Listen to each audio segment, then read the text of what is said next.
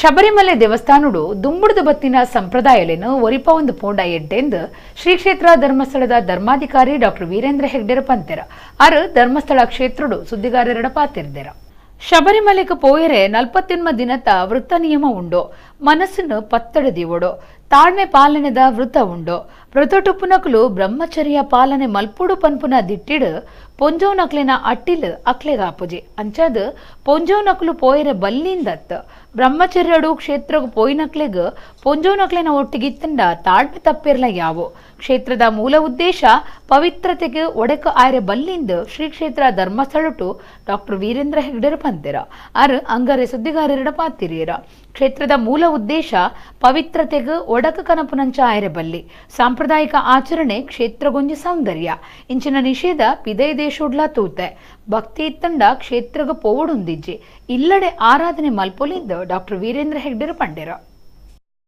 ಹೋದರೆ ಏನಾಗುತ್ತೆ ಏನಾಗೋದಿಲ್ಲ. ಆದರೆ ಅದರ ಹಿಂದೆ ಇರೋ ಉದ್ದೇಶವನ್ನು ತಿಳ್ಕೊಳ್ಳದೆ ಈಗ ಉದ್ದೇಶವನ್ನು ಸರಿಯಾಗಿ ಸ್ಪಷ್ಟವಾಗಿ ನಾವು ತಿಳ್ಕೊಂಡ್ರೆ ಅದರ ಹಿಂದೆ ಆಗುತ್ತೆ. ಮಹಿಳೆಯರು ಹೋಗಬಾರ್ದು ಅನ್ನೋ ಪ್ರಶ್ನೆ ಬೇರೆ, ಆದರೆ ಇಲ್ಲಿ ಇರೋದು ಯಾಕೆ ಈ ನಿಯಮ?